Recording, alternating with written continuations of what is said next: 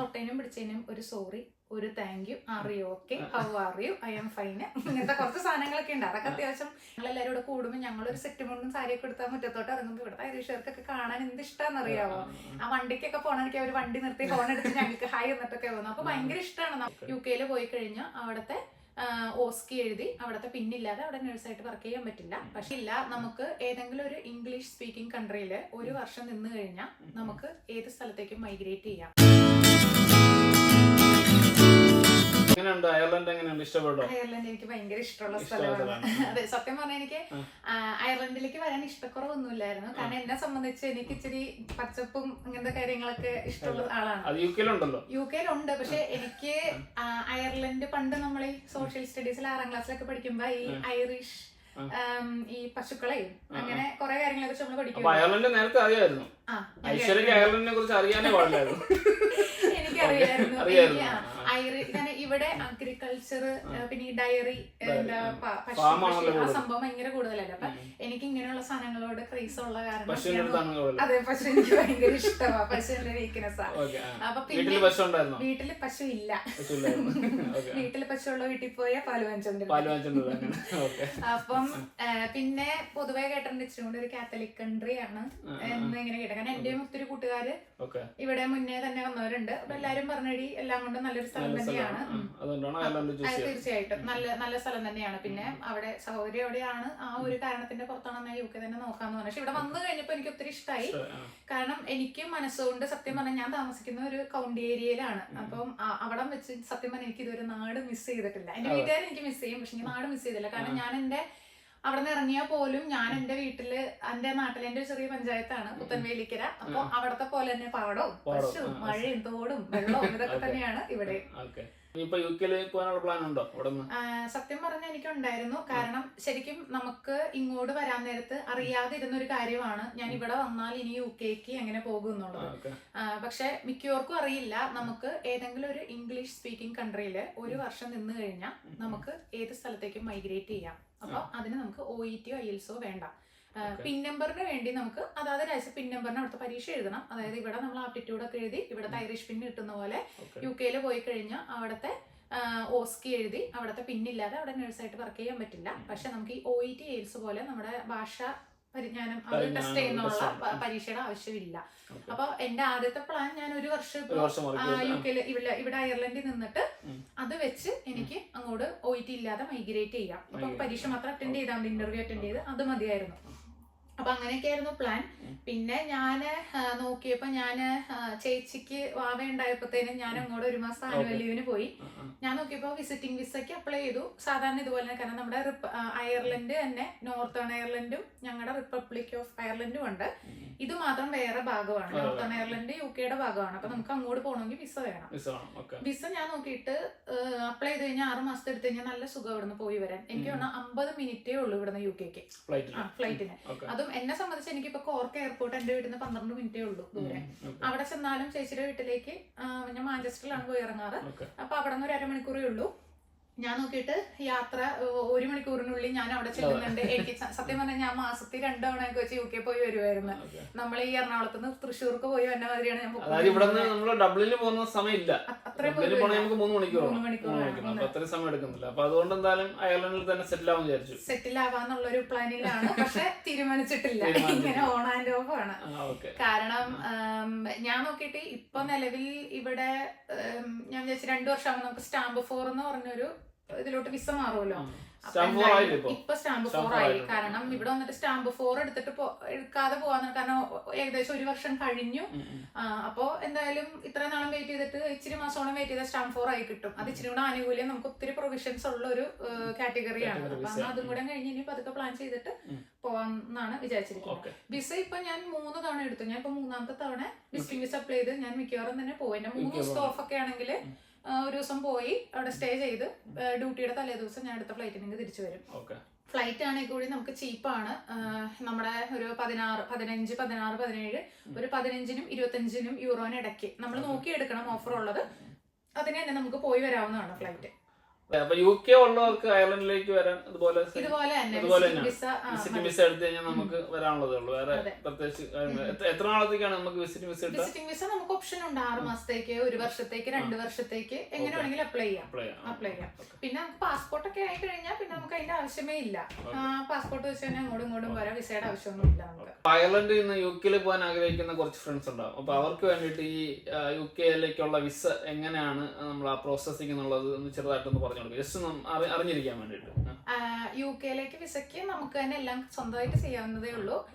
ആവശ്യം വേണ്ടത് നമ്മുടെ ഒരു വർക്ക് പെർമിറ്റ്. നമ്മളിവിടെ നിൽക്കുന്ന ഒരു വർക്ക് പെർമിറ്റിലായിരിക്കുമല്ലോ. വർക്ക് പെർമിറ്റ് വേണം, നമ്മുടെ ഐറിഷ് റെസിഡൻസ് പെർമിറ്റ്, നമ്മുടെ IRP കാർഡ്, പിന്നെ നമ്മുടെ ഒരു ബാങ്ക് സ്റ്റേറ്റ്മെന്റ്, നമ്മുടെ കയ്യിൽ ഫണ്ട് ഉണ്ട് എന്ന് അറിയിക്കാൻ വേണ്ടിയിട്ട്, പിന്നെ നമ്മുടെ പാസ്പോർട്ട്, പിന്നെ നമ്മൾ അവിടെ നിന്ന് നമ്മുടെ ഏതെങ്കിലും ഒരു ഇൻവിറ്റേഷൻ ലെറ്റർ അവർ ചോദിക്കും. അപ്പം അത് ജസ്റ്റ് ഒരു പേപ്പറിലോട്ട് എഴുതിയാൽ മതി. എന്റെ സഹോദരിയാണ്, ഇപ്പൊ എന്റെ ചേച്ചി എനിക്ക് വരുമ്പോൾ എന്റെ സഹോദരിയാണ്, അവൾ ഇവിടെ എന്റെ അടുത്ത് വന്ന് നിൽക്കുവാണ്, അങ്ങനെ ഒരു ഇൻവിറ്റേഷൻ ലെറ്റർ, അവരുടെ അഡ്രസ്സോട് കൂടിയ ഇൻവിറ്റേഷൻ ലെറ്റർ, അത്രയൊക്കെ തന്നെ ഉള്ളൂ. ഓൺലൈനായിട്ട് ചെയ്യാം. എംബസിയിൽ പോകേണ്ട ആവശ്യമൊന്നുമില്ല. എംബസിയിലോട്ട് നമ്മൾ എംബസിയിലേക്ക് പോകണം. അപ്പോയിന്റ്മെന്റ് ഉണ്ട്, ബയോമെട്രിക്സിന് അപ്പോയിന്റ്മെന്റ്. നമുക്ക് അയർലൻഡില് ഇതിന് ബയോമെട്രിക്സ് എടുക്കുന്നത് നമ്മുടെ ഡബ്ലിനിലാണ്. TLS കോണ്ടാക്ട് അവിടെ അങ്ങോട്ട് നമ്മൾ റീഡയറക്റ്റ് ആവും. അപ്പൊ നമുക്ക് തന്നെ ഗൂഗിളില് വിസ UK വിസയുടെ കയറി കഴിഞ്ഞാൽ അവരുടെ സൈറ്റിലേക്ക് നമ്മൾ പോകും. അതിനകത്ത് തന്നെ നമുക്ക് ഓപ്ഷൻ ഉണ്ട് അപ്ലൈ ചെയ്യാനായിട്ട്. അപ്പൊ അവര് ചോദിക്കുക എത്ര മാസത്തെയാണ്, ഇന്നതാണ്, പിന്നെ നമ്മുടെ ഡീറ്റെയിൽസ് കൊടുക്കുകയാണ് ചെയ്യുന്നത്. അത് കഴിഞ്ഞ് നമുക്ക് 2 ഓപ്ഷൻ ഉണ്ട്. ഒന്നെങ്കിൽ സെൽഫ് സർവീസ് അല്ലെങ്കിൽ അസിസ്റ്റഡ് സർവീസ്. സെൽഫ് എന്ന് പറയുമ്പോൾ നമുക്ക് ലാപ്ടോപ്പും നമ്മുടെ ഇതെല്ലാം സ്കാൻ ചെയ്ത് അപ്ലോഡ് ചെയ്യാനുള്ള സൗകര്യം ഉണ്ടെങ്കിൽ നമുക്ക് സെൽഫ് സർവീസ് എടുത്താൽ മതി. എന്നെ സംബന്ധിച്ച് എനിക്ക് എന്റെ കയ്യിൽ ഫോണിൽ നിന്ന് എനിക്ക് അത്ര കോൺഫിഡന്റ് അല്ല ഞാൻ ചെയ്യാൻ, അതുകൊണ്ട് ഞാൻ അസിസ്റ്റഡ് സർവീസ് ആണ് എടുക്കാറ്. അസിസ്റ്റഡ് സർവീസ് ആണെങ്കിൽ നമുക്ക് €56 എക്സ്ട്രാ അവര് ഇതിന് എക്സ്ട്രാ കൊടുക്കണം, അത്രേ ഉള്ളൂ. അപ്പൊ നമ്മള് അതെടുക്കാം. അവര് നമുക്ക് തന്നെ ഒരു ഡേറ്റ് പിക്ക് ചെയ്യാം. വലിയ വ്യത്യാസം കിട്ടൂല. അടുത്ത ഒരു മാസത്തിന്റെ ഗ്യാപ്പിൽ തന്നെ നമുക്ക് അപ്പോയിന്റ്മെന്റ് ഡേറ്റ് കിട്ടും. ടൈം നമുക്ക് സെലക്ട് ചെയ്യാം. നമ്മൾ ആ ദിവസം അവിടെ ചെല്ലാം. കുറച്ച് നേരത്തെ പരിപാടിയുള്ളൂ. ഓൾറെഡി സ്കാൻഡ് അപ്ലോഡഡ് ആണെങ്കിൽ ചെന്ന് ബയോമെട്രിക്സ് ചെയ്ത് വരാം. അല്ല ഇപ്പൊ ഞാൻ അസിസ്റ്റഡ് സർവീസിനാണെങ്കിലും അതിന് 5 മിനിറ്റ് പോലും പിടിക്കില്ല. ചെല്ലും, അവരെല്ലാം അപ്പൊ തന്നെ സ്കാൻ ചെയ്ത് നമ്മുടെ കയ്യിലോട്ട് ഇതെല്ലാം തിരിച്ചു തന്നു വിടും. ബയോമെട്രിക്സ് ചെയ്യാം, തിരിച്ചു വരാം. പൊതുവെ അവര് ഒരു 20 ദിവസം, 14 തൊട്ട് 20 ദിവസം വരെയാണ് പറയാറ്. അതെ, ബയോമെട്രിക്സ് കഴിഞ്ഞ് ഒരു 20 വർക്കിംഗ് ഡേയ്സ് ആണ് അവർ പറയാറ്. പക്ഷെ എനിക്ക് ആദ്യത്തെയും എന്റെ ഇപ്രാവശ്യം 3ാമത്തെയും വിസ 7 ദിവസത്തിനുള്ളിൽ കിട്ടും. ഒരാഴ്ച കിട്ടിയുള്ളൂ. പിന്നെ അത് മറ്റേ ഇടയ്ക്കത്തെ എനിക്കൊരു 14 ദിവസത്തിന് ഗ്യാപ്പില്. പിന്നെ വിസ നമുക്ക് പാസ്പോർട്ട് നമ്മൾ സബ്മിറ്റ് ചെയ്യും. പാസ്പോർട്ട് നമ്മൾ പൈസ കൊടുത്തു കഴിഞ്ഞാൽ അവിടുന്ന് കൊറിയർ ചെയ്ത് തരും. കാരണം നമ്മളെ സംബന്ധിച്ച് ഇവിടുന്ന് ഡബ്ലിൻ വരെയും യാത്ര ചെയ്ത് പോകുന്ന 10-30-40 യൂറോനകത്ത് ആകും. പാസ്പോർട്ട് ഇത് ചെയ്ത് കഴിഞ്ഞാൽ 30 സംതിങ് ആവുള്ളൂ. നമ്മള് അതാണ് ലാഭം. അപ്പം അതും കയ്യിൽ തന്നെ കൊണ്ടവരെ എത്തിച്ചു. സാലറി വൈസ് നോക്കിയാലും HSC വന്നാൽ ഇവര് എക്സ്പീരിയൻസ് അനുസരിച്ചാണ് നോക്കുന്നത്. അതാണ് UK അയർലൻഡ് തമ്മിലുള്ള വലിയൊരു വ്യത്യാസം. അതായത് UK ഇപ്പോ 10 വർഷം എക്സ്പീരിയൻസ് ഉള്ള ആളും 1 വർഷം എക്സ്പീരിയൻസ് ഉള്ള ആളും ചെന്ന് കഴിഞ്ഞാൽ സ്റ്റാർട്ടിംഗ് സാലറി സെയിം എന്നാണ് തുടങ്ങുന്നത് UK. അപ്പൊ പക്ഷെ ഇവിടെ വന്നു കഴിഞ്ഞാൽ 10 വർഷമുള്ളവരുടെ അതും 1 വർഷം വന്നവരുടെയും 2 തട്ടിന്നാണ് തുടങ്ങുന്നത്. അവരുടെ ടോട്ടൽ എക്സ്പീരിയൻസ് നാട്ടിൽ നിന്നോ എവിടെ ആയിക്കോട്ടെ, ഈ ലോകത്ത് എവിടെ വർക്ക് ചെയ്തോ ടോട്ടൽ എക്സ്പീരിയൻസ് വെച്ചാണ് അവരുടെ സാലറി സ്കെയിൽ സ്റ്റാർട്ട് ചെയ്യുന്നത്. അങ്ങനെ ഒരു ബെനിഫിറ്റ്, അങ്ങനെ ഒരു വ്യത്യാസം ഉണ്ട് UK ഇവിടെ.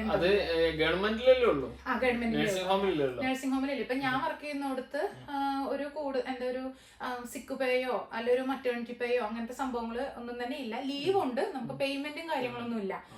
പിന്നെ അതുപോലെ സിക്ക് തന്നെ ഇപ്പോ കഴിഞ്ഞ 2 വർഷമായിട്ട് നമ്മുടെ അയർലൻഡിലെ ഗവൺമെന്റ് തന്നെ കൊണ്ടുവന്നത് ഒരു സ്റ്റാറ്റ്യൂട്ടറി സിക്ക് പേ എന്ന് പറഞ്ഞിട്ട്. അതായത് നമുക്ക് 1 വർഷം 3 ദിവസമായിരിക്കാം. കഴിഞ്ഞ വർഷം ഞാൻ 5 ദിവസം, ഈ വർഷം നമുക്ക് 7 എടുക്കാം. അപ്പൊ അത് ഗവൺമെന്റ് തന്നെ തീർച്ചയായും അങ്ങനെ അവര് സബ്മിറ്റ് ചെയ്യുന്ന ഒരു ലീവ് നമുക്ക് അനുവദിച്ചിട്ടുണ്ട്. അതേ ഉള്ളൂ. അപ്പോൾ അയർലൻഡിൽ നിന്ന് UK പോകുന്ന ഒരു പ്രോസസ്സിങ്ങും എങ്ങനെ പോകാന്നൊക്കെ ഉള്ള കാര്യങ്ങൾ മനസ്സിലായെന്ന് വിചാരിക്കുന്നു. അപ്പൊ മെറീനയുടെ അഭിപ്രായത്തില് UK ആണോ അയർലൻഡ് ആണോ നഴ്സുമാർക്ക് വർക്ക് ചെയ്യാൻ നല്ലത്? നഴ്സുമാർക്ക് വർക്ക് ചെയ്യാൻ രണ്ടും എനിക്ക് വലിയ കുഴപ്പമുള്ളതായിട്ട് തോന്നുന്നില്ല. മൊത്തത്തിലുള്ള എക്സ്പെൻസും കാര്യങ്ങളൊക്കെ നോക്കുമ്പോ എന്താ, ഞാൻ എന്റെ ചേച്ചീനോട് ഇവിടത്തെ എന്റെ കാര്യങ്ങൾ പറയുമ്പോ ചേച്ചി പറയാറുണ്ട് ഇവിടെ വന്ന് നിൽക്കുന്നതായിരിക്കും ഇച്ചിരി നല്ലതെന്ന്. എനിക്കിപ്പോഴും അറിയില്ല, കാരണം ഞാനവിടെ വിസിറ്റ് ചെയ്യാനേ പോകുന്നുള്ളൂ. ഇവിടെ ഇപ്പൊ നമുക്ക് മൊത്തത്തിൽ അറിയാം, നമുക്ക് വാട്ടർ ബില്ല് ഇല്ല, വെള്ളം ഫ്രീ ആണ്, റെന്റ് കൊടുക്കണം, ഇലക്ട്രിസിറ്റിയും കാര്യങ്ങളുണ്ട്. പിന്നെ ഇപ്പൊ നിലവിൽ എനിക്ക് കുട്ടിയും കുടുംബമൊന്നും ഇല്ലാത്ത കാരണം എനിക്ക് ഇച്ചിരി കൂടെ ഓക്കെയാണ്. എനിക്ക് ഫാമിലിയൊക്കെ ആകുമ്പോഴത്തേനും ഇത്തിരി കൂടെ എക്സ്പെൻസും കാര്യങ്ങളൊക്കെ ആവും. എങ്കിൽ കൂടിയും ഞാൻ ഇവിടുത്തെ ഓരോ കാര്യങ്ങൾ പറയുമ്പോൾ ചേച്ചി പറയാറ് അയ്യോ എന്നാ നമുക്ക് അങ്ങോട്ട് പോകാം, അയർലൻഡിലേക്ക് പോകാന്നൊക്കെ ഇങ്ങനെ പറയാറുണ്ട്. രണ്ടോടത്തേതായിട്ടുള്ള വ്യത്യാസമുണ്ട്. പിന്നെ എനിക്ക് ഇച്ചിരി കൂടി ഇവിടെ ഇഷ്ടം എന്ന് പറയാൻ എനിക്ക് ഇച്ചിരി കൂടി പച്ചപ്പ് കൂടുതൽ എനിക്ക് തോന്നിയത് അയർലൻഡാണ്. ഞാന് അവിടെ ഒത്തിരി സ്ഥലങ്ങളൊന്നും തന്നെ യാത്ര ചെയ്തിട്ടില്ല. ഞാൻ എയർപോർട്ടിൽ നേരെ ചേച്ചിയുടെ വീട്, ചേച്ചിയുടെ വീട്ടിൽ നേരെ എയർപോർട്ട്, പണ്ട് ഉർവശി പറഞ്ഞ മാതിരി, അത്രേ ഉള്ളൂ. പക്ഷേ ഇവൻ ഞാൻ യാത്ര ചെയ്യുന്ന ഒരു മോട്ടോർവേ ആണെങ്കിൽ കൂടി എനിക്ക് ഇവിടുത്തെ മോട്ടോർവേയും അവിടുത്തെ മോട്ടോർവേക്കും എന്തോ കാഴ്ചയിലും പച്ചപ്പിനൊക്കെ ഒരു വ്യത്യാസം തോന്നാറുണ്ട്. പിന്നെ പൊതുവെ കൂടുതൽ ആൾക്കാരും എപ്പോഴും പോണത് യു കെ എന്നുള്ളതാണ്. ഇത് യു കെനെ സംബന്ധിച്ച് ഇത് കുറച്ചും കൂടെ ഡെവലപ്പ് ചെയ്ത് വരുന്നേ ഉള്ളൂ. അതായത് യു കെ ഇച്ചിരിയും കൂടെ ഡെവലപ്ഡ് ആണെന്നുണ്ട് ഇതിനേക്കാളും. പിന്നെ ഒരു ചെറിയ രാജ്യം ആയതുകൊണ്ട് ഒരു സാമ്പത്തിക മാന്ദ്യമൊക്കെ വന്നു കഴിഞ്ഞാൽ നമ്മളെല്ലാരും അഫക്റ്റഡ് ആവാനുള്ള സാധ്യത കൂടുതലാണെന്ന് തോന്നുന്നു അയർലൻഡിലൊക്കെ. പണ്ട് ഒത്തിരി വർഷം തന്നെ നമ്മളിവിടെ വലിയൊരു സാമ്പത്തിക മാന്ദ്യത്തിലേക്ക് പോവുകയും അവിടെ നിന്ന് എന്താ കുതിച്ചുയർന്ന ഒരു രാജ്യമാണ് നമ്മുടെ അയർലൻഡ്. നമ്മുടെ വെസയിലൊക്കെ കണ്ടിട്ടില്ലേ മറ്റേ ചീറ്റപ്പുലിയുടെ പടം? നമ്മുടെ അയർലൻഡ് എന്ന് കേൾക്കുമ്പോൾ ആദ്യം മനസ്സിലേക്ക് തന്നെ ഒരിലയും ഒരു ചീറ്റപ്പുലിയാണ്. അതവര് ചീറ്റപ്പുലി വെക്കാൻ കാരണം ഒരു വലിയൊരു സാമ്പത്തിക മാന്ദ്യത്തിലേക്ക് നമ്മുടെ അയർലൻഡ് പോയിരുന്നു. പക്ഷെ അവിടെ നിന്ന് ആരും പ്രതീക്ഷിക്കാത്ത രീതിയിൽ വളരെ പെട്ടെന്ന് തന്നെയാണ് അവര് പിക്ക് ചെയ്തെടുത്തത്. അപ്പൊ അതൊരു പറയുന്ന ഒരു ചീറ്റപ്പുലി ചാടി വരുന്ന പുതിയൊരു അറിവാണ് കേട്ടോ. ബസ്സിന്റെ ഇതിലൊക്കെ നമ്മള് സിമ്പിൾ എപ്പോഴും പറഞ്ഞതാ. ഞാൻ അയർലൻഡിനെ കുറച്ച് ഹിസ്റ്ററി ഒക്കെ എടുത്ത് നോക്കിയായിരുന്നു. അപ്പൊ ഒത്തിരി കാര്യങ്ങളുണ്ട് കേട്ടോ അറിയാൻ. ഹിസ്റ്റോറിക്കലായിട്ട് ഒരുപാട് കാര്യങ്ങൾ നമുക്ക് അറിയാനുള്ള കൺട്രീസ് ആണ്. ആ ചീറ്റപ്പുലിയുടെ എന്ന് പറഞ്ഞാൽ അവര് സെൽറ്റിക് ഏജ് ആണ്, സെൽറ്റിക് ടൈഗർ എന്നാണ് പറയുന്നത്. ഒരു 1990 2000 ആ ഒരു കാലഘട്ടത്തില് ഒരുപാട് സാമ്പത്തിക മാന്ദ്യം ഫേസ് ചെയ്ത് ഒരുപാട് താഴെ പോയതായിരുന്നു. അവിടെ നിന്ന് ഒത്തിരി ഫോറിൻ ഇൻവെസ്റ്റ്മെന്റും അങ്ങനെ കാര്യങ്ങളെല്ലാം വന്ന് ശരിക്കും പറഞ്ഞൊരു റെവല്യൂഷണറി പീരീഡ് ആയിരുന്നു അയർലൻഡിന്. അപ്പം അത് കഴിഞ്ഞിട്ട് അതിൽ നിന്ന് നമ്മൾ പ്രതീക്ഷിക്കാത്ത രീതിയിൽ വളരെ ഫാസ്റ്റ് ആയിട്ട് കുതിച്ചുയർന്ന ഒരു രാജ്യമാണ്. അപ്പൊ അതിന്റെ തന്നെ മെയിൻ സിമ്പിൾ ആണ് ആ ചീറ്റപ്പുലിയുടെ ഒരു പടം. കാരണം അത്രയും ഫാസ്റ്റ് ആയിരുന്നു അയർലൻഡിന്റെ ആ ഒരു പിക്ക് ചെയ്ത് വന്നത് എന്നാണ് പറയുന്നത്, ഇക്കണോമിക് ആയിട്ടുള്ള. അപ്പൊ അതിനെ സെൽറ്റിക് ഏജ് എന്ന് പറയുന്നത് സെൽറ്റിക് ടൈഗർ ആണ് ഇവരുടെ മെയിൻ ഇത്. അപ്പൊ ഇവരുടെ ബസ്സയിലൊക്കെ ഉണ്ട്, ബസ്സേറിയ എന്ന് പറഞ്ഞിട്ട് ബസ്സയിലെല്ലാം അതാണ് ആ ഒരു മൊത്തം ഇതാണ്. പിന്നെ ഇച്ചിരിയും കൂടെ എന്താ ഈ ഇച്ചിരി പാഷനേറ്റ് ആണ് ഇവർ, ഇത്തിരി പേട്രിയോട്സ് ആണ്. നമ്മൾ നമ്മുടെ ഇന്ത്യ എന്ന് പറഞ്ഞ ചോര തിളക്കും, അതിനകത്ത് കേരളം എന്ന് പറഞ്ഞ അങ്ങനെയൊക്കെ നമുക്കൊരു പാട്ടില്ലേ, നമ്മുടെ എന്താ ദേശഭക്തി ഗാനം എന്ന് പറയില്ലേ, അങ്ങനത്തെ ഇച്ചിരി കൂടെയും ദേശഭക്തി കൂടുതലുള്ള ഒരു ടീംസ് ആണ് ഐറിഷുകാര് എന്ന് എനിക്ക് തോന്നിയിട്ടുണ്ട്. അവർക്ക് അവരുടെ ഓരോ സിംബലിനും ഓരോ കൊച്ചു കൊച്ചു ഒരു ഫ്ലാഗിന്റെ കളറും എല്ലാത്തിനും അവർക്ക് ഭയങ്കര വൈകാരികമായിട്ടുള്ള ഒരു ബന്ധമാണ്, ഭയങ്കര പേട്രിയോട്ടിസമാണ് അവർക്ക്.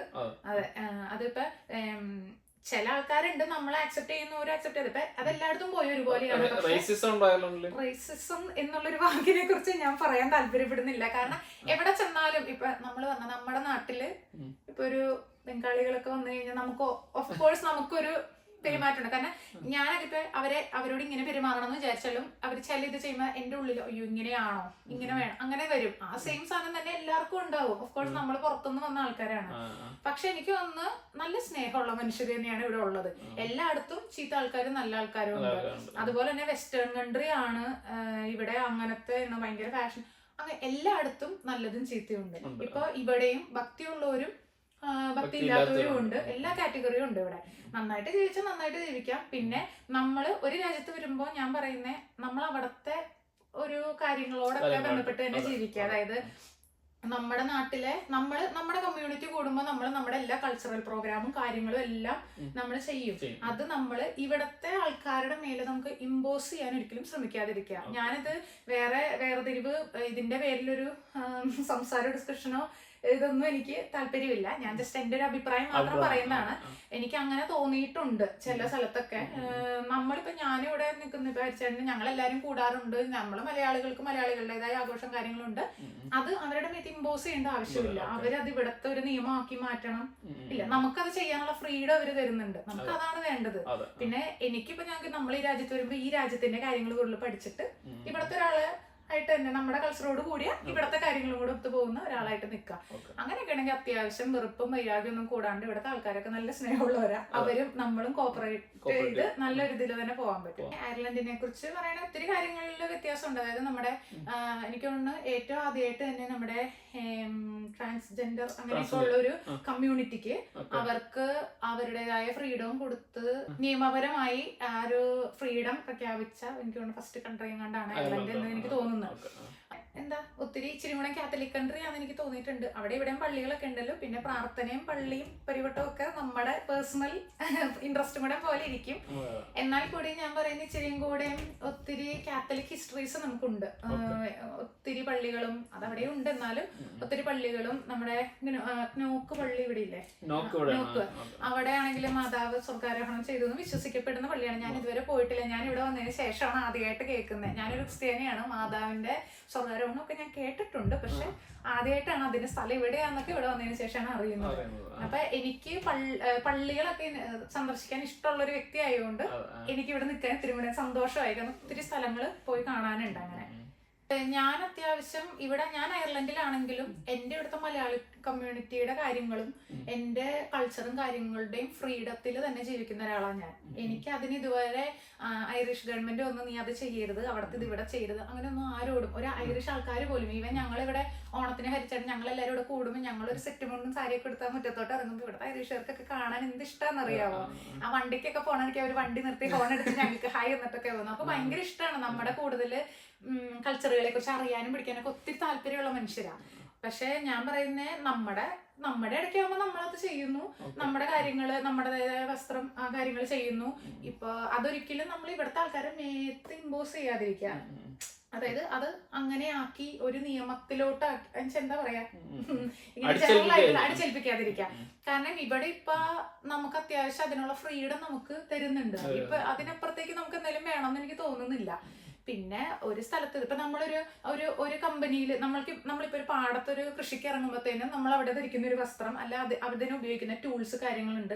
നമ്മളൊരു കമ്പനിയിൽ ഒരു IT കമ്പനിയിൽ ജോലിക്ക് കയറുമ്പോ ഇടുന്ന യൂണിഫോം ഇത് നമ്മളൊരു ഹോസ്പിറ്റലിൽ ജോലിക്ക് കയറുമ്പോൾ ഓരോ ഓർഗനൈസേഷൻ നമ്മൾ വർക്ക് ചെയ്യുന്ന ആ ഒരു മേഖല അനുസരിച്ചാണ് നമ്മുടെ സംസാരം, നമ്മുടെ പെരുമാറ്റം, നമ്മുടെ മൂല്യങ്ങള്, നമ്മുടെ വസ്ത്രധാരണ, ഒത്തിരി കാര്യങ്ങൾക്ക് വ്യത്യാസമുണ്ട്. പക്ഷെ അതെല്ലാം കഴിഞ്ഞ് ഇവിടുന്ന് എല്ലായിടത്തുനിന്ന് തിരിച്ചു വരുന്നവര് വീട്ടിൽ വന്നു കഴിയുമ്പോൾ നമ്മൾ വീട്ടിൽ ഇതാണ് എന്ന മാതിരിയൊക്കെ തന്നെയാണ് ഇവിടെ നിന്നാണ് എനിക്ക് തോന്നിയിട്ടുള്ളത്. ഇപ്പൊ ഞാൻ ജോലിക്ക് ഞാൻ അത്യാവശ്യം ഇവിടെ ടൗണിലൊക്കെ പോകുമ്പോൾ ഇവിടത്തെ പോലെ തന്നെ നമുക്ക് അത്യാവശ്യം ഡ്രസ്സും കാര്യങ്ങളൊക്കെ ഇട്ട് പോകുന്നതുകൊണ്ട് ഒരു ബുദ്ധിമുട്ട് തോന്നുന്നില്ല. അതേസമയം മലയാളികളുടെ പരിപാടിക്ക് പോകുമ്പോൾ എനിക്ക് ഇവിടുത്തെ നമ്മുടെ മലയാളികളുടെ അതേ ഡ്രസ്സ് ഇട്ട് പോകാൻ താല്പര്യമാണ്, ഇഷ്ടമാണ്.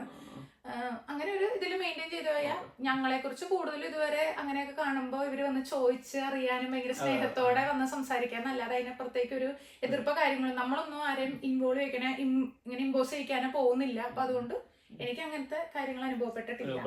അപ്പൊ എന്തുകൊണ്ടും നല്ല സ്നേഹമുള്ള ആൾക്കാർ തന്നെയാണ് ഐറിഷുകാര്.